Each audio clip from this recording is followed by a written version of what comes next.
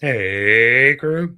It's Pitt, and I'm back with some more philosophy, psychology, a little bit of theology. We're going to mix it all together and study some more Carl Jung. We are reading from Ion. We are discussing as we go along the various points that are brought to light by the text. It is not the format for everyone, but people do find value in it, so you are more than welcome to tag along as we continue the exploration. Before we begin, however, if you are unfamiliar with me, any of my unconventional beliefs, or if at any point in time I lose you in terminology, there will be several playlists linked in the box down below so that you can get a better understanding of who I am and why I say the things that I do. Uh, if you find value, I ask that you do all the wonderful things down below. Give me a like, a share, a follow. Throw me a comment, whether you agree or disagree with anything that is stated. If you put it in the box and it remains respectful, it gets to remain up. If you truly find value, hit me with that super thanks. Consider joining for a membership or picking up a copy of one of my books. Any of them would be relevant, but the one probably most relevant will be the Green Stone, the one right there in the middle. It is my work on on alchemy, spiritual, not chemical. With that being said, we are going to dive in and continue our exploration of Ion with chapter 11 and probably 12, the alchemical interpretation of the fish. We shall now turn to the problem raised by the anonymous French author of the Instructio de Abor Salari, the problem of how the fish is caught. The kinesis exercises an attraction on ships that could best be compared with the influence of a magnet on iron. The attraction, so the historical tradition says, emanates from the fish and brings the vessel, whether powered by sail or oarsmen, to a standstill. I mention this seemingly unimportant feature because, as we shall see, in the alchemical view, the attraction no longer proceeds from the fish, but from a magnet, which man possesses and which exerts the attraction that was once the mysterious property of the fish. If we bear in mind the significance of the fish, it is easy to understand why a powerful attraction should emanate from this arcane center, which might aptly be compared with the magnetism of the North Pole. As we shall see in a later chapter, the Gnostics said the same thing about the magnetic effect of their central figure, point, monad, sun, etc. It is therefore a remarkable innovation when the alchemists set out to manipulate an instrument that would exert the same power as the echinus, but on the echinus itself. This reversal of direction is important for the psychology of alchemy because it offers a parallel to the adept's claim that to be able to produce the filius macrocosmi, the equivalent of Christ, Deo coscendente, through his art. In this way, the artifacts or instrument comes to replace the echinus and everything it stood for as the arcane substance. He has, so to speak, inveigled the secret out of the fish and seeks to draw the arcane substance to the surface in order to prepare from it the filius philosophorum, the lapis. The magnet of the wise, which is to draw the wonder working fish to the surface, can, our text says, be taught. Yes, it can indeed be taught. The content of this secret teaching is the real arcanum of alchemy, the discovery or production of the prima materia. And I have two books on that. The first two that I showed. The doctrine or theory is personified, or rather, concretized. And you don't have to buy the book, you can watch through the playlist, it is free. Or rather, concretized as Mercurius non vulgi, the philosophical Mercury. This conception is as ambiguous as the antique Hermes. Sometimes Mercurius is a substance like quicksilver, sometimes it is a philosophy. Dom Pernety formulates it somewhat drastically. Le maître du mercure philosophique, une vertu animative qui attire des rayons du soleil et de la lune et mercure de Sagittaire. Concerning the prima materia, that I don't know a whole lot of French, right? But the mater, the mother of Mercury, philosophically, right? One virtue animative, that is green life force. Um, but anyway, the rays of the sun, that's what this is, and the moon in Mercury is of the sages, right? And so the movement and dress of the rays of the sun and the moon by Mercury is sages, roughly, right? It does not give the translation here, but my French is not great, but it is very rudimental. Concerning the prima materia, the adepts talk a great deal, but say very little. So little that in most cases one can form no conception of it whatever.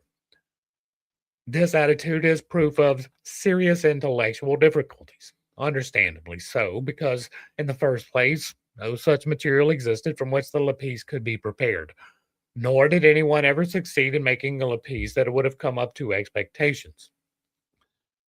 That is true. If you are looking for an external philosopher's stone, I cannot offer you any help whatsoever. If you are looking for the internal one, I can give you a guidebook. And it is there, it is available.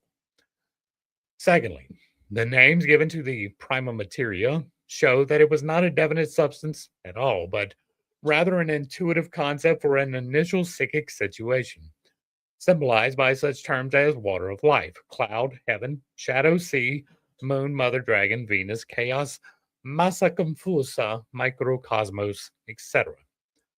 In the long list of names, one that frequently figures is magnesia, though this should certainly not be understood as the magnesium oxide of the pharmacopoeia. Magnesia is rather the complete or conjoined mixture from which this moisture is extracted. An example, the root matter of our stone. It is very similar to the word magnet or magnetism for a reason, right? It is not talking about magnesium. Magnesia is a different thing. It is the co-joined mixture of the opposites. Then again, I got books on that. The greenstone in particular. The complicated procedure for producing the magnesia is described in the treatise Aristoteles de Perfecto Magisterio. It is the whitened arcane substance, knowing the part after the albedo. Pandolfo says in the Turba, I command you to take the hidden and venerable secret thing, which is the white magnesia. In Kunrath, magnesia is synonymous with chaos and Ais Hermetica, the change agent. He called it a Catholic or universal, that is, a cosmic ens or entity, three in one, naturally compounded of body, spirit, and soul, the one and only true subectium Catholicum and true universal materia lapidus philosophorum. I agree with all of it up to you get to the Catholic part, right? It is indeed cosmic entity, three in one, naturally compounded of body, spirit, and soul. That is exactly what I believe. But it is not a personification of any one of part of the Trinity, or well, I guess the body would be, right? You are the personification, but no specific deity came and personified. And so the subjectum Catholicum, I don't care. I don't follow that. I don't, right? It is, however, the true materia lapidus philosophorum. That is true. The magnesia is feminine, just as the magnet is masculine by nature. That is a misinterpretation of terms. Right. Then now, if you are looking at that as one is the actual physical object and one is the field emitted by the object, then you could probably make that work if you reverse the genders, right? The actual physical thing is going to be the stasis object. The part coming out of it is going to be the change object. So, and it carries in its belly the sal harmonicum et vegetabile, meaning the arcane substance of the stone. Even in Greek alchemy, magnesia or magnese denoted the hermaphroditic transformative substance containing both positive and negative masculine and feminine. For the alchemist, magnesia is also associated with magnese, magnet, not only phonetically but also in meaning.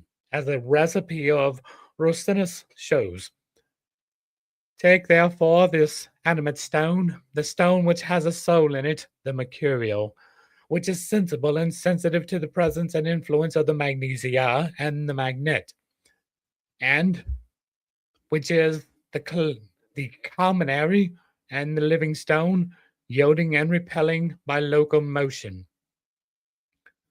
The text shows clearly enough that the real alchemical procedure was not concerned at all with chemical processes. For if it were, the substance to be transformed would not need to be animate or endowed with sensitivity. Um, and it's not just this text, right? Most of the texts that we went through as a group, right, and there are playlists for that. Uh, Most of the alchemists started out by clearly stating that, right? We are talking about the things of philosophy. We are talking about the divine science, not about chemicals, right? Not about plants, not about matter. And that was made explicitly clear in most of the alchemical texts that we revealed or reviewed. Most of them said that. And so this is true, right? It is the real alchemical procedure was not concerned at all with the chemical processes. The chemical processes was the cover that they used for their spiritual explorations, which are detailed quite extensively in many of those texts. But a psychic function was absolutely necessary to it when, as in the case of magnesia, the adept was preoccupied with one of the innumerable expressions used for the unconscious, that is, for the hidden part of the psyche that had slipped into the unknown chemical compound by projection, and that bedeviled and befooled him in the guise of 100 arcane substances. Naturally, only the most stupid and unobservant of the alchemists were hoodwinked in this way, for there were plenty of hints in the classical text that could have put him on the right track. Unfortunately, we today are not so far removed from the Middle Ages. We still have to overcome considerable difficulties before we can begin to understand the real purpose of alchemy, and that's what we're doing. The lapis animalis of Rosinus, then, is a live thing, credited with the ability to feel or perceive the influence of the magnesia and the magnet. But the magnet, too, is a live thing. Thus, the jurisconsult and alchemist Chrysippus Fanianus of Basel says, but if Thales of Miletus chose to call that stone of Hercules, the magnet, an animate thing, because we see it attract and move iron, why shall we not likewise call salt, which in wondrous wise penetrates, purges, contracts, expands, hinders, and reduces, a living thing? Dorn writes, the magnetic stone teaches us, for in it the power of magnetizing and attracting iron is not seen with the eyes. It is the spirit hidden within, not perceptible to the senses. The numinous effect which the incomprehensible power of magnetism had upon our forefathers is graphically described by St. Augustine. We know that the lodestone draws iron strangely, the which, when I saw for the first time, did send a cold shiver through me. Vehementor in hori. Even the humanist Andrea Alciati exclaims, wherefore he who first perceives and beholds the power of the magnet to attract iron cannot be but wrapped in admiration. And it is not enough for some to obtrude upon us that there is a certain secret power in these things, which is generally known. For how will they define that hidden force of which they can tell us nothing but the name? The famous anatomist and astrologer Gabriel Fallopius is said to have considered the magnet, together with quicksilver and purgatives, to be inexplicable marvels, whose effect is to be wondered at with amazement, as Libavius relates in his Ars Prelatoria.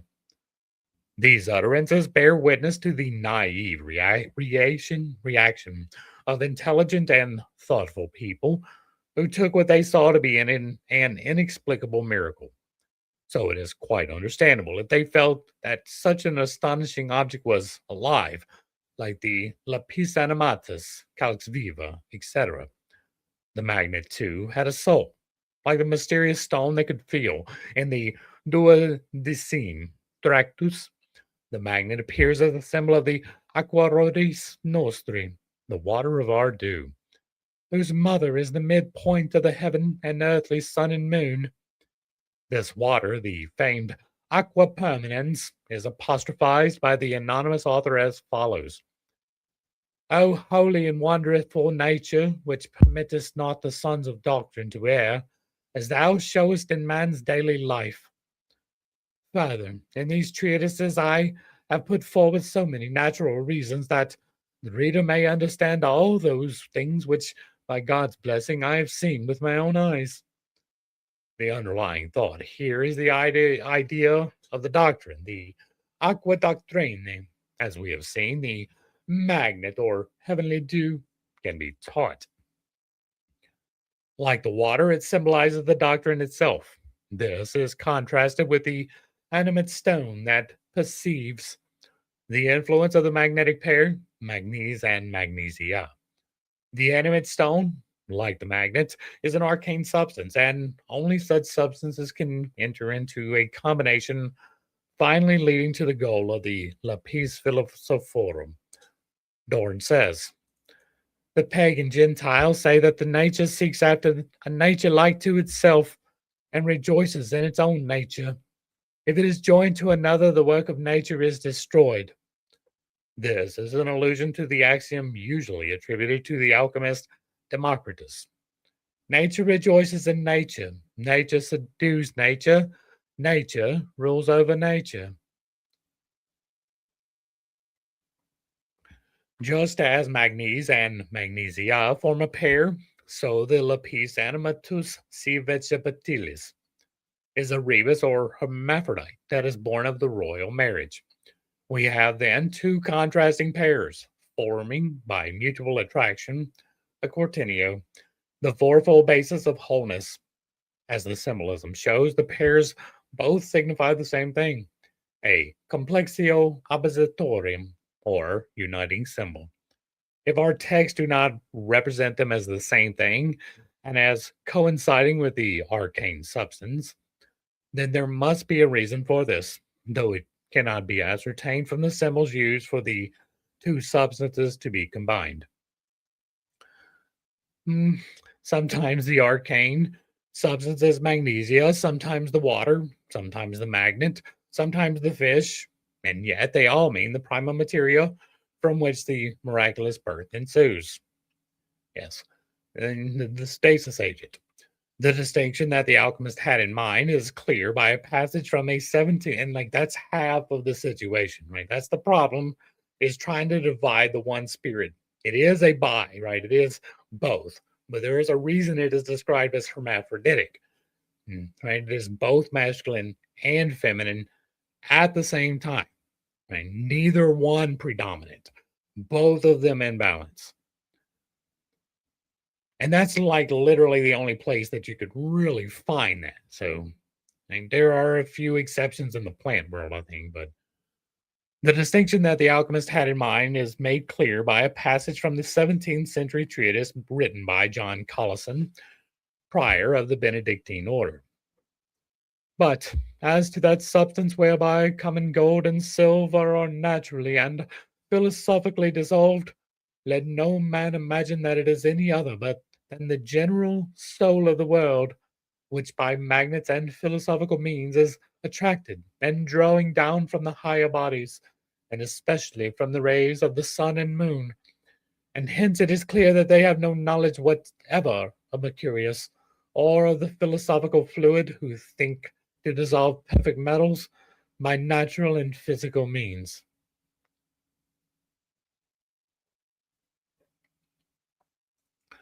Obviously, a distinction must be made between two categories of symbols. First, those which refer to the extra-psychic chemical substance or its metaphysical equivalent, e.g., serpens mercurialis, spiritus anima mundi, veritas sapientia, etc.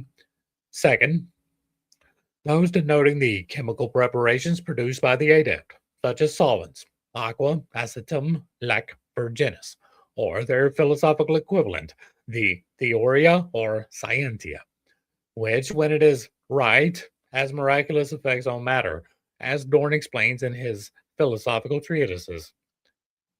These two categories continually overlap. Sometimes the arcane substance is apparently nothing but a chemical body, sometimes an idea, which today we would call a psychic content. Pernity describes this confusion with very clearly in his explanation of the magnet. But it must not be supposed that this magnet is the common magnet. They, the alchemists, have given this name only because of its natural sympathy with what they call their steel, adamas. This is the ore, prima materia of their gold, and the magnet is the ore of their steel. The center of this magnet contains a hidden salt, a menstruum for calcining the philosophical gold. This prepared salt forms their mercury, with which they perform the magistry of the sages in white and in red. It becomes an ore of heavenly fire, which acts as a ferment for their stone. Fermentation indeed. In his view, therefore, the secret of the magnet's effect lies in a salt prepared by the adept. Salt represents the temple. Salt is the record of what has happened. You are the salt of the earth. Whenever an alchemist speaks of salt, he does not mean sodium chloride or any other salt, or only in a very limited sense. He could not get away from its symbolic significance and therefore included the sal sapientiae in the chemical substance. That is the salt hidden in the magnet and prepared by the adept, the deciding factor. On the one hand, a product of his art, on the other, already present in nature. Yes, both the potential for change and the record of the change that has happened. That is what salt is, right? Salt is the representative of the earth, and the earth is the representative of the divine. And so, right, you are a small little speck of salt thrown on the earth. A similar state of affairs can be found in Dorn's writings. In his case, it is not a question of the sal sapientiae, but of the veritas, which for him is hidden in the natural things and at the same time is obviously a moral concept. There are 8 balancing points. This truth is the medicine, improving and transforming that which is no longer into that which was before its corruption, and that which is not into that which it ought to be. It is a metaphysical substance, hidden not only in things, but in the human body. In the human body is concealed a sudden metaphysical substance known to very few, which needeth no medicament, being itself an incorrupt medicament. Anybody want to venture a guess as to what that might be? I'm going to tell you, right? DMT, and you can produce it for yourself. The body does it by itself when you are born and when you die, and sometimes during traumatic events. But you can do it willfully and purposefully and with control if you practice. Therefore, it is the study of the chemist to liberate that unsensual truth from its fetters and things of sense. And by the way, it'll make you see a mandala, which, by the way, is a combination of a whole bunch of Vesica Pisces and can be mistaken for a fish. Just saying. He that would acquire the chemical art must study the true philosophy and not the Aristotelian, adds Dorn, because the true doctrine, in Collison's words, is the magnet whereby the center of truth is liberated from the bodies and whereby the bodies are transformed. The philosophers, through a kind of divine inspiration, knew that this virtue and heavenly vigor can be freed from its fetters, not by its contrary, but by its like. Since therefore some such a thing is found, whether within man or outside him, which is conformable to this substance, the wise concluded that like things ought to be fortified by like, by peace, rather than by war.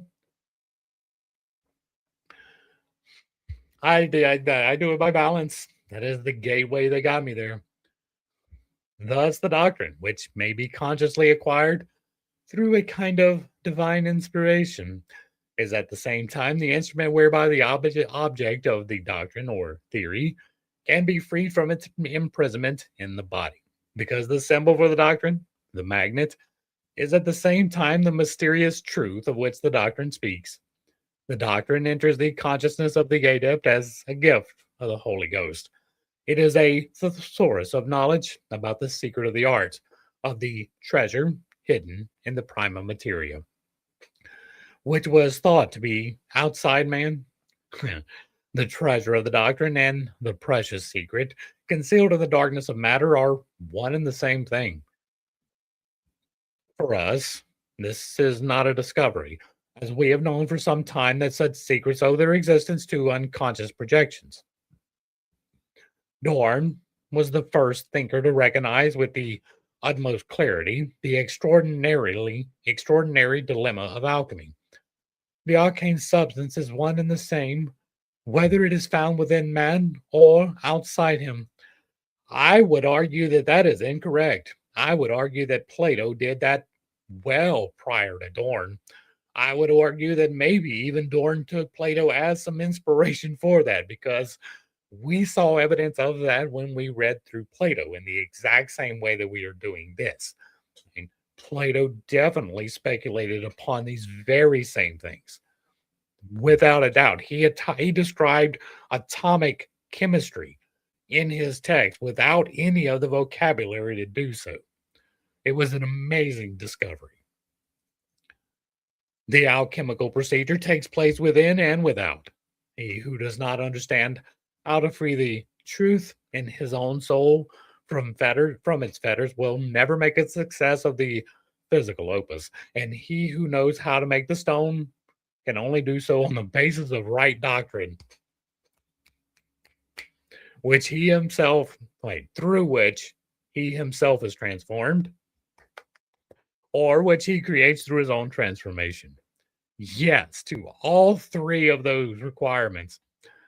Helped by these reflections, Dorn comes to realize the fundamental importance of self-knowledge. See, therefore, that thou goest forth in such as thou desirest the work to be, which thou seekest. Do that which you want to draw into your life. Yes, as a matter of fact, that is exactly how it works. In other words, the expectations you put into the work must be applied to your own ego. The production of the arcane substance, the generatio mercuri, is possible only for one who has full knowledge of the doctrine. But we cannot be resolved of any doubt except by experiments, and there is no better way to make it than on ourselves. I absolutely agree. The doctrine formulates our inner experience or is substantially dependent upon it. Let him know that man's greatest treasure is to be found within man, an entire kingdom indeed, and not outside him. For him it goes forth inwardly, whereby that is inwardly brought to pass which he sees with his own eyes. Therefore, unless his mind be blinded, he will see, that is, understand, who and of what sort he is inwardly. And by the light of nature, he will know himself through outward things. By the fruit, you say? I, I absolutely agree with all of that, and I expound upon that all of the time. So, the secret is first and foremost in man. It is his true self, which he does not know, but learns to know by experience of outward things. Therefore, Dorn exhorts the alchemist: learn from within thyself to know all that is in heaven and on earth, that thou mayest be wise in all things. Knowest thou not that heaven and the elements were formerly one, and were separated by a divine act of creation from one another, that they might bring forth thee and all things? All things were indeed at one point one thing, and still are, only separated by relative observations. Since knowledge of the world dwells in his own bosom, the adept should draw such knowledge out of his knowledge of himself. For the self he must seek to know is a part of that nature which was bodied forth by God's original oneness with the world. It is manifestly not a knowledge of the nature of the ego, though this is far more convenient and fondly confused with self knowledge. For this reason, anyone who seriously tries to know himself as an object is accused of selfishness and eccentricity. I am an eccentric, that is for sure. But such knowledge has nothing to do with the ego's subjective knowledge of itself. That is a dog chasing its own tail. The other, on the contrary, is a difficult and morally exacting study of which so called psychology knows nothing, and the educated public very little. That I agree with as well. The alchemist, however, and that is still to this day, I agree with that. I am attempting to change some of that, but the alchemist, however, had at the very least an indirect inkling of it. He knew definitely that as part of the whole, he had an image of the whole in himself, the firmament, or Olympus, as Paracelsus calls it. This interior microcosm was the unwitting object of alchemical research. Today, we would call it the collective unconscious, and we would describe it as objective because it is identical and in all individuals and is therefore one. Out of this universal one, there is produced in every individual a subjective consciousness, i.e., the ego. This is roughly how we today would understand Dorn's formerly one and separated by a divine act of creation. This is where I use the computer model, right? There is the one that is the entirety of the computer, that is the source, and it creates the binary. The binary is the choice between this and that creates all the possibilities of the individual projects. But it is the key source in which all things are written. That is the collective unconscious. The binary is translated into something usable by a program. That program is your unconscious and then projects to you the desktop of all of the options that you can take. You may not have any of them in focus at any particular time, but you can pull them up at your discretion as the deciding agent, the cursor. That part's the ego, in my terminology, anyway. And so that's the four layers of the self, the one being the source of all the things. And then that is translated by choices, which is interpreted by the program that is your individual upbringing, right? Your understanding of the binary. And you make your choices based upon the things that are projected to you from that understanding that was your upbringing. Um, and so I believe that that is a more succinct way of and probably more accurate way of describing this. Oh, not necessarily that he was wrong, right? I am building upon what he has laid out, but I think that that's a better interpretation for modern understandings, at least. Oh, most people have at least a rudimentary knowledge of that much computers. And there are other ways to describe the same thing, but I found that one to be best for me. So, all right. This objective knowledge of the self is what the author means when he says, no one can know himself unless one knows what and not who he is, on what he depends or whose he is, or to whom or what he belongs, and for what end he was made. The distinction between quis and quid is crucial, whereas quis has an unmistakably personal aspect and refers to the ego. Quid is neuter, predicating nothing except an object which is not endowed even with personality. Not the subjective ego consciousness of the psyche is meant, but the psyche itself as the unknown, unprejudiced object that still has to be investigated. The difference between knowledge of the ego and knowledge of the self could hardly be formulated more trenchantly than in this distinction between quis and quid. An alchemist of the 16th century has here put his finger on something that certain psychologists, or those of them who allow themselves an opinion in psychological matters, still stumble over today. What refers to the neutral self, the objective fact of totality, since the ego is on the one hand causally dependent on or belongs to it, and on the other hand is directed towards it as a goal. This recalls the impressive opening sentence of Ignatius Loyola's Foundation. Man was created to praise, do reverence to, and serve God our Lord, and thereby to save his soul. Man knows only a small part of his psyche, just as he has only a very limited knowledge of the physiology of his body. The causal factors determining his psychic existence reside largely in unconscious processes outside consciousness. And in the same way, there are final factors at work in him which likewise originate in the unconscious. Freud's psychology gives elementary proof of the causal factors, Adler's of the final ones. Causes and ends thus transcend consciousness to a degree that ought not to be underestimated, and this implies that their nature and action are unalterable and irreversible so long as they have not become objects of consciousness. They can only be corrected through conscious insight and moral determination, which is why self knowledge, being so necessary, is feared so much.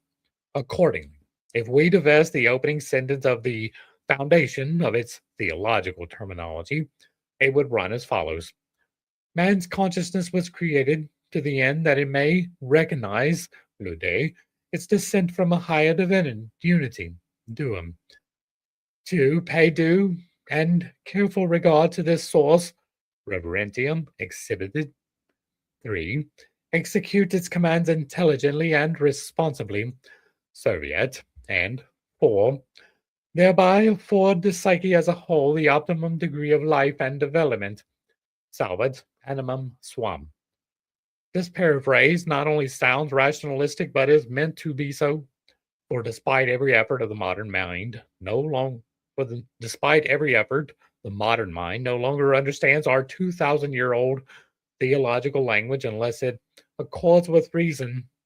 As a result, the danger that lacks of understanding will be replaced by lip service, affectation, and forced belief, or else by resignation and indifference, has long since come to pass. That has been the thing the entire time, though, right? Like he's talking about the fall away from the Catholic Church, whatever. But like as a result, the danger that lacks of understanding will be replaced by lip service, affectation, and forced belief. Hello, Constantine, or else by resignation and indifference. Yeah, that would be pretty much the entirety of the expansion. Summed up, the final factors that work in us are nothing other than those talents which a certain nobleman entrusted to his servants that they might trade with him. Luke 19:12. It does not require much imagination to see what this involvement in the ways of the world means in a moral sense. Only an infantile person can pretend that evil is not at work everywhere, and the more unconscious he is, the more the devil drives him. It is just because of this inner conviction with the connection with the black side of things that is so incredibly easy for the masked man to commit the most appalling crimes without thinking. Only ruthless self knowledge on the widest scale, which sees good and evil in correct perspective and can weigh up the motives of human action, offers some guarantee that the end result will not turn out too badly. We find the crucial importance of self knowledge for the alchemical process of transformation expressed most clearly in Dorn, who lived in the second half of the 16th century. The idea itself is much older and goes back to Maurinius Romanus, 7th to 8th century, and the saying which he wrote in the rim of the hermetic vessel: All those who have all things with them have no need of outside aid. He was not referring to the possession of all the necessary chemical substances. It is far more a moral matter, as the text makes clear. God, says Maurinius, made the world out of four unequal elements, and said man as the greater ornament between them. This thing is extracted from thee, for thou art its all. In thee they find it, and, to speak more plainly, from thee they take it. And when thou hast experienced this, the love and desire for it will be increased in thee. This thing is the lapis, and Marinius says that it contains the four elements and is likened to the cosmos and its structure. I agree with Marinius. The procedure for making the stone cannot be performed with hands. Cheers, for it is a human attitude. This alone accomplishes the changing of the natures. The transformation is brought about by the conjunctio, which forms the essence of the work. The Rosinius ad Saratantem Episcopum, which, if not together altogether Arabic in origin, is one of the oldest texts in Arabic style, cites Magus Philosophus. This stone is below thee as to obedience, above thee as to dominion, therefore from thee as to knowledge, and about thee as to equals. I like that. The passage is somewhat obscure. Nevertheless, it can be elicited that the stone stands in an undoubted psychic relationship to man. The adept can expect obedience from it, but on the other hand, the stone exercises dominion over him. Since the stone is a matter of knowledge or science, it springs from man. But it is outside him, in his surroundings, among his equals. In example, those of like mind. This description fits the paradoxical situation of the self as the symbolism shows. It is the smallest of the small, easily overlooked and pushed aside. Indeed, it is in need of help and must be perceived, protected, and, as it were, built up by the conscious mind, just as if it did not exist at all and were called into being only through man's care and devotion. As against this, we know from experience that it had long been there and it is older than the ego, and that it is actually the secret spiritus rector of our fate. The self does not become conscious by itself, but has always been taught, if at all, through a knowledge tradition of knowing. The Purusha Atman teaching, for instance, since it stands for the essence of individuation, and individuation is impossible without a relationship to one's environment. It is found among those of like mind with whom individual relations can be established. The self, moreover, is an archetype that invariably expresses a situation within the ego within which the ego is contained. Therefore, like every archetype, the self cannot be localized in an individual ego consciousness, but acts like a circumambient atmosphere to which no definite limits can be set, either in space or in time. Hence, these synchronistic phenomena, so often associated with activated archetypes. The treatise of Rosinus contains a parallel to Marinius. This stone is something which is fixed more in thee than elsewhere, created of God, and thou art its all, and it is extracted from thee, and wheresoever thou art, it remains inseparably with thee. And as man is made up of four elements, and so also is the stone, and so it is dug out of man, and thou art its all, namely by working, and from thee it is extracted, that is, by division, and in thee it remains inseparably, namely by knowledge. To express it otherwise, fixed in thee, namely in the Mercurius of the wise, thou art its ore, that is, it is enclosed in thee, and thou holdest it secretly, and from thee it is extracted when it is reduced to its essence by thee and dissolved. For without thee it cannot be fulfilled, and without it canst thou not live. And so the end looks to the beginning, and contrariwise. This looks like a commentary on Moranius. We learn from it that the stone is implanted in man by God, that the labyrinth in its prima materia, and that the extraction corresponds to the so called divisio or separatio of the alchemical procedure, and that through his knowledge of the stone, man remains inseparably bound to the self. The procedure here described could easily be understood as the realization of an unconscious out content. Fixation in the Mercurius of the wise would then correspond to the traditional Hermetic knowledge, since Mercurius symbolizes the nous. Through this knowledge of the self as a content of the unconscious is made conscious and fixed in the mind. For without the existence of conscious concepts, a perception is, as we know, impossible. This explains numerous neurotic disturbances, which arise from the fact that certain contents are constellated in the unconscious, but cannot be assimilated owing to the lack of a perceptive concepts that would grasp them.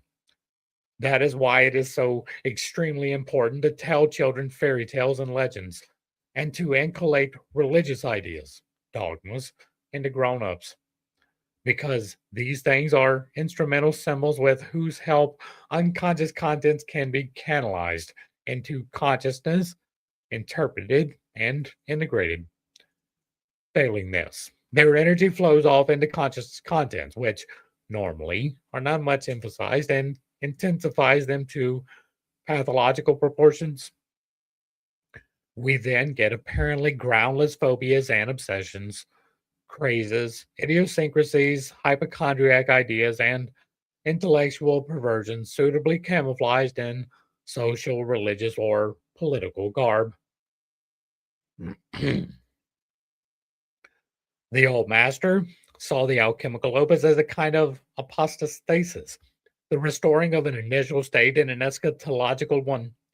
The end looks to the beginning, and contrariwise, this is exactly what happens in the individuation process, whether it takes the form of a Christian transformation, except ye become as little children, or a Satori experience in Zen, show me your original face, or as a psychological process of development in which the original propensity to wholeness becomes a conscious happening. For the alchemist, it was clear that the center, or what we would call the self, does not lie in the ego, but is outside it, in us, yet not in our mind, being located rather in that which we unconsciously are, the quid, which we still have to recognize. Today, we would call it the unconscious, and we distinguish between a personal unconscious, which enables us to recognize the shadow, and an impersonal unconscious, which enables us to recognize the archetypal symbols of the self. Such a point of view was inaccessible to the alchemist, and having no idea of the theory of knowledge, he had to exteriorize his archetype in the traditional way and lodge it in matter, even though he felt, as Dorn and the others undoubtedly did, that the center was paradoxically in man and yet, at the same time, outside him. The incorrupt medicament, the lapis, says Dorn, can be found nowhere save in heaven, for heaven pervades all the elements with invisible rays, meeting together from all parts at the center of the earth, and generates and hatches forth all creatures. No man can generate in himself, but only in that which is like him, which is from the same heaven. We see here how Dorn gets around his paradox. No one can produce anything without an object that is like him, but it is like him because it comes from the same source. If he wants to produce the incorrupt medicament, he can only do so in something that is akin to his own center, and this is the center in the earth and in all its creatures. It comes, like his own, from the same fountainhead, which is God. Separation into apparently dissimilar things, such as heaven, the elements, man, was necessary only for the work of degeneration. Everything separated must be united again in the production of the stone, so that the original state of unity shall be restored. But, says Dorn, thou wilt never make from others the one which thou seekest, except first there be made one thing of thyself. For so is the will of God, that the pious shall pursue the pious work which they seek, and the perfect shall perfect the other on which they were intent. See therefore that thou goest forth, such as thou desirest, the work to be which thou seekest. Yes, indeed. The union of opposites in the stone is possible only when the adept has become one himself. The unity of the stone is the equivalent of individuation, of which man is made one. We would say that the stone is a projection of the unified self. This formulation is psychologically correct. It does not, however, take sufficient account of the fact that the stone is a transcendent unity. We must, therefore, emphasize that though the self can become a symbolic content of consciousness, it is, as a supraordinate totality, necessarily transcendental as well. Dorn recognized the identity of the stone with the transformed man when he exclaimed, "Transmute yourselves from dead stones into living philosophical stones." But he lacked the concept of an unconscious existence, which would have enabled him to express the identity of the subjective psychic center and the objective alchemical center in a satisfactory formula. Nevertheless, he succeeded in explaining the magnetic attraction between the imagined symbol, the theoria, and the center hidden in matter, or in the interior of the earth, or in the North Pole, as the identity of two extremes. That is why the theoria and the arcanum in matter are both called viritas.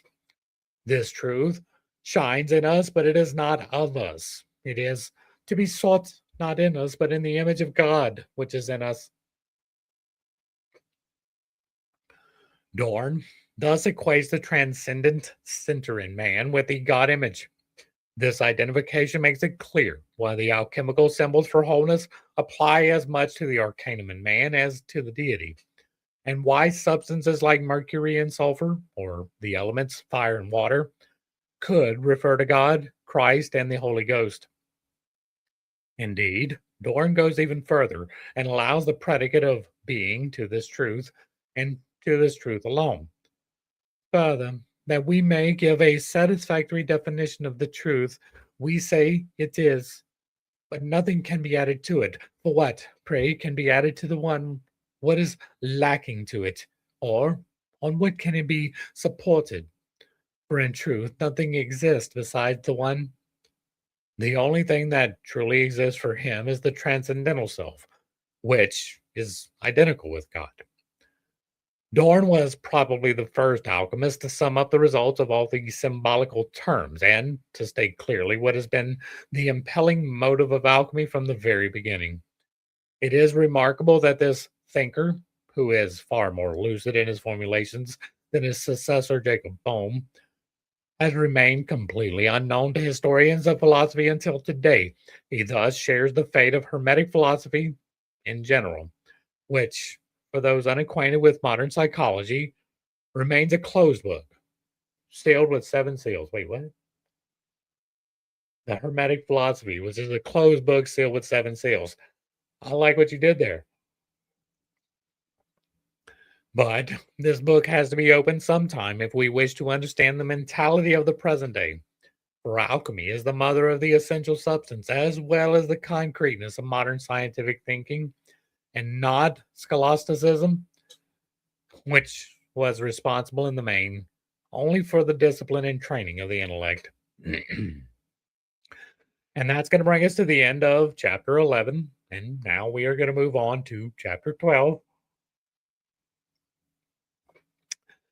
which is the clickbaity title that I use, right? Background to the psychology of the Christian alchemical symbolism.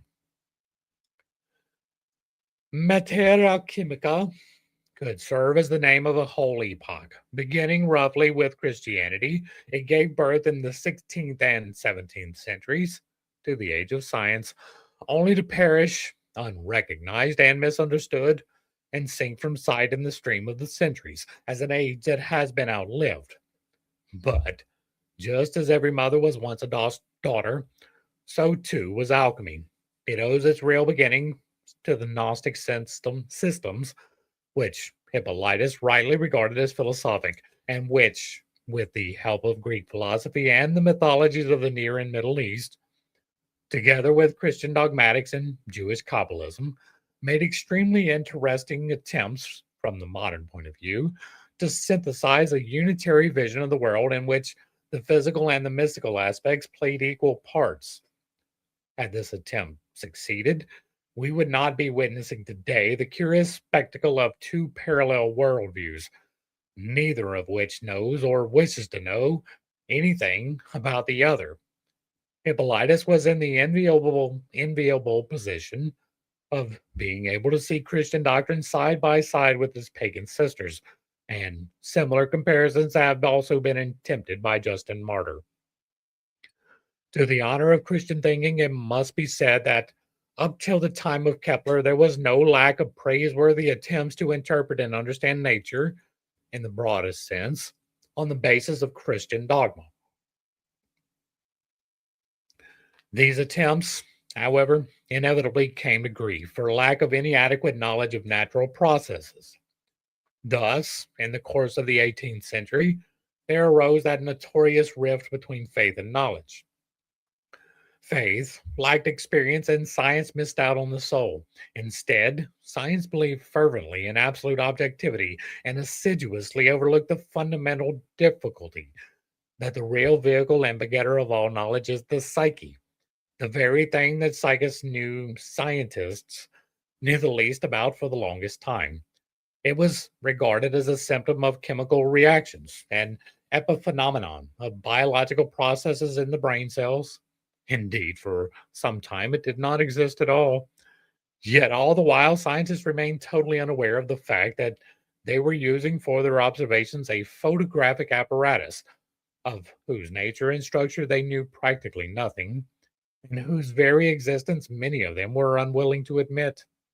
It is only quite recently that they have been obliged to take into their calculations the objective reality of this psychic factor. Significantly enough, it is microphysics that has come up against the psyche in the most tangible and unexpected way. Obviously, we must disregard the psychology of the unconscious in this connection, since its working hypothesis consists precisely in the reality of the psyche. What is significant here is the exact opposite, namely the psyche's collision with physics. Now, for the Gnostics, and this is their real secret, the psyche existed as a source of knowledge just as much as it did for the alchemists. Aside from the psychology of the unconscious, contemporary science and philosophy know only of what is outside, while faith knows only of what is inside, and then only in the Christian form imparted to it by the passage of the centuries, beginning with St. Paul and the Gospel of St. John. Faith, quite as much as science, with its traditional objectivity, is absolute, which is why faith and knowledge can no more agree than Christians can with one another. I disagree. Our Christian doctrine is a highly differentiated symbol that expresses the transcendent psychic, the God image, and its properties, to speak with Thorne. The creed is a symbolum. This comprises practically everything of importance that can be ascertained about the manifestations of the psyche in the field of inner experience. But it does not include nature, at least not in any recognizable form. Consequently, at every period of Christianity, there have been subsidiary currents or undercurrents that have sought to investigate the empirical aspect of nature, not only from the outside, but also from the inside. Although dogma, like mythology in general, expresses the quintessence of inner experience and thus formulates the operative principles of the objective psyche, an example, the collective unconscious, it does so by making use of a language and outlook that have become alien to our present way of thinking. The word dogma has even acquired a somewhat unpleasant sound and frequently serves to emphasize the rigidity of a prejudice.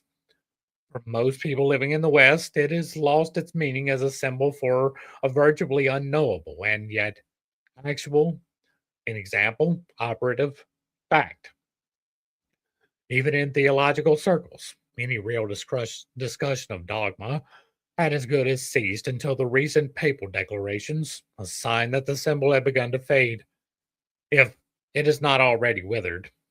This is a dangerous development for our psychic health, as we know of no other symbol that better expresses the world of the unconscious. More and more people then begin looking around for exotic ideas in the hope of finding a substitute. For example, in India, this hope is delusory, for though the Indian symbols formulate the unconscious just as well as the Christian ones do, they each exemplify their own spiritual past. The Indian teachings constitute the essence of several thousand years of experience of Indian life. Though we can learn a lot from Indian thought, it can never express the past that is stored up within us. The premise we start from is and remains Christianity, which covers the which covers anything from 11 to 19 centuries of Western life. Before that, there was, for most Western peoples, a considerably longer period of polytheism and polydemonism, says Christianity. In certain parts of Europe, Christianity goes back not much more than 500 years, a mere 16 generations. The last witch was burnt in Europe the year my grandfather was born. No, the last innocent woman taken for a witch was burnt in Europe. And barbarism, with this degradation of human nature, has broken out again in the 20th century. I mention these facts in order to illustrate how thin is the wall that separates us from pagan times. Besides that, the Germanic peoples never developed organically out of primitive polydemonism to polytheism and its philosophical subtleties, but in many places accepted Christian monotheism and his doctrine of redemption only at the sword's point of the Roman legions. That is the main way that spread. As in Africa, the machine gun is the latent argument behind the Christian invasion. Here, here. Doubtless, the spread of Christianity among barbarian peoples not only favored but actually necessitated a certain inflexibility of dogma. Much the same can be observed in the spread of Islam. Here, here, which was likewise obliged to resort to fanaticism and rigidity. In India, the symbol developed far more organically and pursued a less disturbed course. Even the great Hindu Reformation, Buddhism, is grounded, in true Indian fashion, on yoga. And in India, at least, it was almost completely reassimilated by Hinduism in less than a millennium, so that today the Buddha himself is enthroned in the Hindu pantheon as the avatar of Vishnu, along with Christ, Messiah, the fish, Karma, the tortoise, Vimanya, the dwarf, and a host of others. The historical development of our Western mentality cannot be compared in any way with the Indian. Anyone who believes that he can simply take over Eastern forms of thought is uprooting himself, for they do not express our Western past, but remain bloodless intellectual concepts that strike no chord in our innermost being.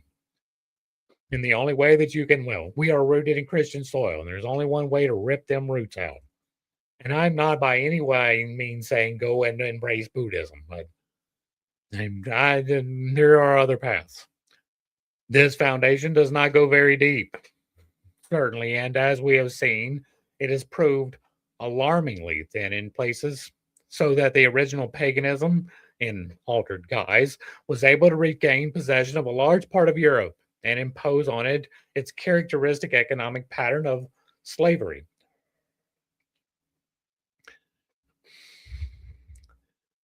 This modern development is in line with the pagan currents that were clearly present in alchemy and had remained alive beneath the Christian surface ever since the days of iniquity. Yes, yes. Like Easter, right? There's no bunny rabbit in the gospel stories, right? You could make the argument for the egg being rebirth, but it is a direct correlation to Ishtar, right? The rabbit and the egg as the spring renewal is a direct relation to Ishtar, which is the exact same word, etymologically speaking, as Easter, right? The bringing in of a Christmas tree is expressly forbidden in the Bible because it was a pagan ritual that was done. There's all kinds of those things that are in the religion that really don't have any place in being there, right? But they were there so that the pagan peoples who were held at the point of that sword he was talking about would accept this new religion. And they added in the pagan parts. Alchemy reached its greatest efflorescence in the 16th and 17th centuries, and then to all appearances they began to die out. In reality, it found its continuation in natural science, which led to the 19th century to materialism, and in the 20th century to so called realism, whose end is not yet in sight. Despite well meaning assurances to the contrary, Christianity is a helpless bystander. The church still has a little power left, but she pastures her sheep in the ruins of Europe. Her message works if one knows how to combine her language, ideas, and customs with an understanding of the present. But for many, she no longer speaks, as Paul did in the marketplace of Athens, the language of the present, but wraps her message in sacrosanct words, hallowed by age. What success would Paul have had with his preaching if he had had to use the language and myths of the Minoan age in order to announce the gospel to the Athenians? We overlook the unfortunate fact that far greater demands are made on present day man than were ever made on people living in the apostolic era. For them, there was no difficulty at all in believing in the virgin birth of the hero and demigod. And Justin Martyr was still able to use this argument in his apology. Nor was the idea of a redeeming God man anything unheard of, since practically all Asiatic potentates, together with the Roman emperor, were of divine nature. But we have no further use even for the divine right of kings. Hear, hear. The miraculous tales in the Gospels, which easily convinced people in those days, would be a Petrarch scandali in any modern biography and would evoke the very reverse of belief. The weird and wonderful nature of the gods was a self evident fact in 100 living myths and assumed a special significance in no less credible philosophical refinements of those myths. Hermes Terunus, Hermes thrice one, was not an intellectual absurdity, but a philosophical truth. On these foundations, the dogma of the Trinity could be built up convincingly. For modern man, this dogma is either an impenetrable mystery or a historical curiosity, preferably the latter. For the man of antiquity, the virtue of the consecrated water or the transmutation of substances was in no sense an enormity because there were dozens of sacred springs whose workings were incomprehensible, and any amount of chemical changes whose nature appeared miraculous. Nowadays, every schoolboy knows more, in principle, about the ways of nature than all the volumes of Pliny's natural history put together. If Paul were alive today, and he should undertake to reach the ear of intelligent Londoners in Hyde Park, he could no longer content himself with quotations from Greek literature and a smattering of Jewish history, but would have to accommodate his language to the intellectual faculties of the modern English public. If he failed to do this, he would have announced his message badly, for no one except perhaps a classical philologist would understand half of what he was saying. That, however, is the situation in which Christian charismatics finds itself together, finds itself today. Not that it uses a dead foreign language in the literal sense, but it speaks in images that, on the one hand, are hoary with age and look deceptively familiar, while on the other hand, they are miles away from a modern man's conscious understanding, addressing themselves, at most, to his unconscious, and then only if the speaker's whole soul is in his work. The best that can happen, therefore, is that the effect remains stuck in the sphere of feeling, though in most cases does not even get that far. bridge from dogma to the inner experience of the individual has broken down. Instead, dogma is believed, it is hypostaticized, as the Protestants hypostatize the Bible, illegitimately making it the supreme authority, regardless of its contradictions and controversial interpretations. See the third book for that one. As we know, anything can be authorized out of the Bible. Yes, that is one of the major problems, right? It is so adaptable. You can find a verse for every situation, even though those situations are exactly contradictory to one another. Dogma has no longer Dogma no longer formulates anything, no longer expresses anything. It has become a tenet to be accepted in and for itself, with no basis in any experience that would demonstrate its truth. Indeed, faith has itself become that experience. The faith of a man like Paul, who had never seen our Lord in the flesh, I would argue, or even in a mental vision, could still appeal to the overwhelming apparition on the road to Damascus and to the revelation of the gospel in a kind of ecstasy. Similarly, the faith of the man of antiquity and of the medieval Christian never ran counter to the consensus omnium, but was, on the contrary, supported by it. All this has completely changed in the last 300 years. But what comparable change has kept pace with this in theological circles? The danger exists, and of this there can be no doubt, that the new wine will burst the old bottles, and that what we no longer understand will be thrown into the lumber room, as happened once before at the time of the Reformation. Protestantism then discarded, except for a few pallid remnants, the ritual that every religion needs, and now relies solely on the sola fides standpoint. The content of faith, of the symbolum, is continually crumbling away. What is still left of it? The person of Jesus Christ? Even the most benighted layman knows that the personality of Jesus is, for the biographer, the obscurest item in all of the reports of the New Testament, and that, from a human and psychological point of view, his personality must remain an unfathomable enigma. As a Catholic writer pithily remarked, the Gospels record the history of a man and a God at the same time. Or is only God left? In that case, what about the incarnation, the most vital part of the symbolum? In my view, one would be well advised to apply the papal dictum, let it be as it is, or not be at all, to the creed, and leave it at that. Let it not be at all, because nobody really understands what it is all about. How else can one explain the notorious drift away from dogma? It may strike the reader as strange that a physician and psychologist should be so insistent about dogma, but I must emphasize it, and for the same reasons that once moved the alchemist to attach special importance to his theoria. His doctrine was the quintessence of the symbolism of unconscious processes, just as the dogmas are a condensation or distillation of sacred history, of the myth of the divine being and his deeds. If we wish to understand what alchemical doctrine means, we must go back to the historical as well as the individual phenomenology of the symbols.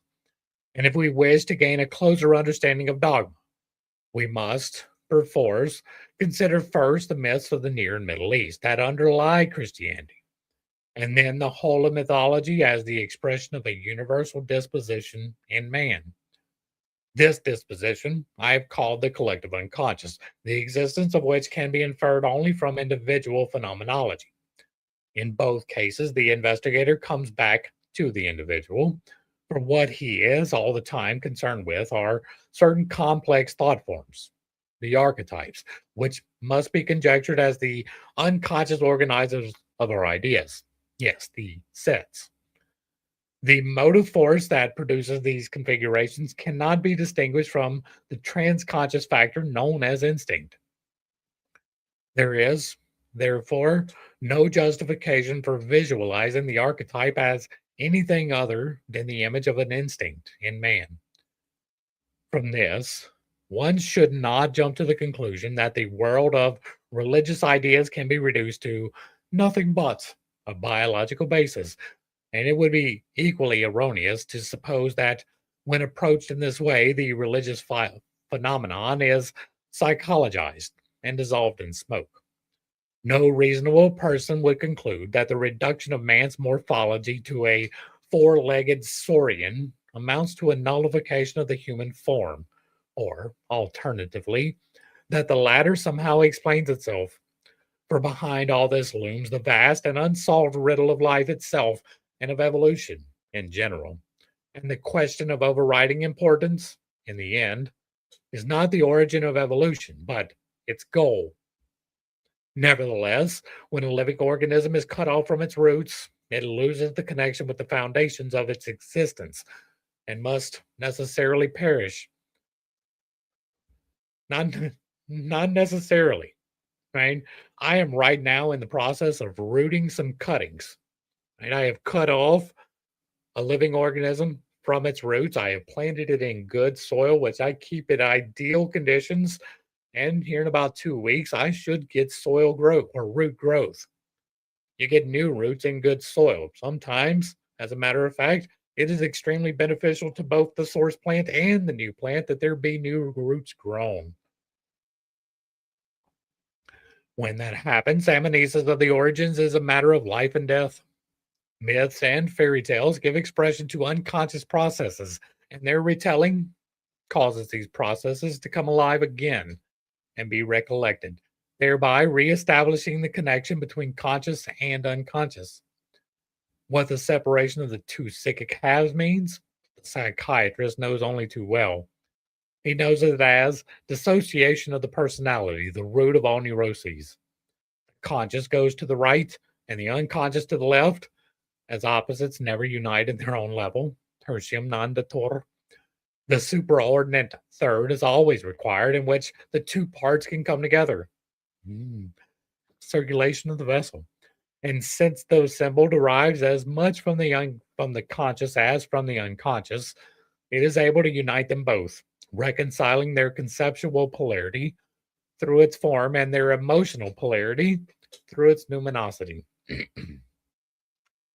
For this reason, the ancients often compared the symbol to water.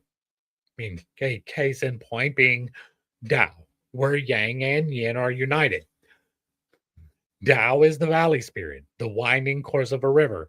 The symbolum of the church is the aqua doctrinae, corresponding to the wonder-working divine water of alchemy, whose double aspect is represented by Mercurius, and is water and fire, as the double aspect of Mercurius, not just water.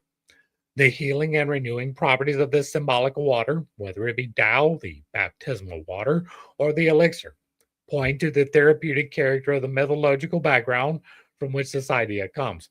Also, when it mentioned Tao and it said the yin and yang, that is masculine and feminine, that is fire and water too. Physicians who are versed in alchemy had long recognized that their arcanum healed, or was supposed to heal, not only the diseases of the body, but also those of the mind. Similarly, modern psychotherapy knows that although there are many interim solutions, there is at the bottom of every neurosis a moral problem of opposites that cannot be solved rationally and can be answered only by a supraordinate third, by a symbol which expresses both sides. This was the Veritas, Dorn, or Theoria, Paracelsus, for which the old physicians and alchemists strove, and they could do so only by incorporating the Christian revelation into their world of ideas. It is not necessary, right? It is, there is a way to do it. And if you are living in a time when it would be very detrimental to your life to express it in any other way than the Christian revelation, then you're not going to do that, right? If it is detrimental to your life to express it in a way that is not directly related to Christianity, you are not going to express it. So it's not that they could only do so, right? Other than that it would be physically harmful to them to have done so. They continued the work of the Gnostics, who were, most of them, not so much heretics as theologians, and the church fathers in a new era, instinctively recognizing that new wine should not be put in old bottles, and that, like a snake changing its skin, the old myth needs to be clothed anew in every renewed age if it is not to lose its therapeutic effect. The problems with which the integration of the unconscious sets modern doctors and psychologists can only be solved along the lines traced out by history. And not true. And the upshot will be a new assimilation of the traditional myth. This, however, presupposes that the continuity of historical development. Naturally, the present tendency to destroy all tradition or render it unconscious could interrupt the normal process of development for several hundred years and substitute an interlude of barbarism. Wherever the Marxist utopia prevails, this has already happened. But a predominantly scientific and technological education, such as is the usual thing nowadays, can also bring about a spiritual regression and a considerable increase of psychic dissociation. With hygiene and prosperity alone, a man is still far from health. Otherwise, the most enlightened and most comfortably off among us would be the healthiest. But in regard to neuroses, that is not the case at all. Quite the contrary. Loss of roots and lack of tradition neuroticize the masses and prepare them for collective hysteria. Collective hysteria calls for collective therapy, which consists in abolition of liberty and terrorization. Where rationalistic materialism holds sway, states tend to develop less into prisons than into lunatic asylums. I have tried in the foregoing to indicate the kind of psychic matrix into which the Christ figure was assimilated in the course of the centuries. Had there not been an affinity, magnet, between the figure of the Redeemer and certain contents of the unconscious, the human mind would never have been able to perceive the light shining in Christ and seize upon it so passionately. The connecting link here is the archetype of the God man, which, on the one hand, became historical reality in Christ, and on the other, being eternally present, reigns over the soul in the form of a supraordinate totality, the self. The God man, like the priest in the vision of Zosimos, is a Greek word, not only Lord of spirits, but Lord over the evil spirits, which is one of the essential meanings of the Christian Kyrios. The non canonical fish symbol led us into this sicking matrix and thus into the realm of experience, where the unknowable archetypes become living things, changing their name and guise in never ending succession, and, as it were, disclosing their hidden nucleus by perpetually circumambulating round it. The lapis that signifies God, become man, or man become God, has 1,000 names. It is not Christ, it is his parallel in the subjective realm, which dogma calls Christ. Alchemy gives us, in the lapis, a concrete idea of what Christ means in the realm of subjective experience, and under what delusive or illuminative disguises his actual presence may be experienced in its transcendent ineffability. One could demonstrate the same thing in the psychology of the modern individual, as I attempted to do in part two of Psychology and Alchemy, only this would be a much more exacting task, running into great detail and requiring a mass of personal biographical data, with which one could fill volumes. Such an undertaking would exceed my powers. I must, therefore, rest content with having laid some of the historical and conceptual foundations for this work of the future.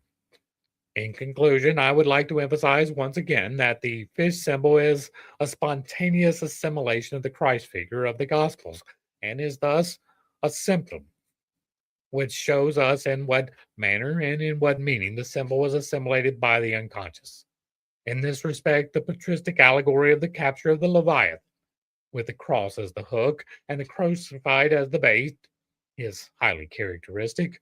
A content, fish, of the unconscious sea has been caught and attached itself to the Christ figure. Hence, the expression used by St. Augustine, de profundo levatus, drawn from the deep. This is true enough of the fish, but of Christ, the image of the fish came out of the depths of the unconscious as an equivalent of the historical Christ figure.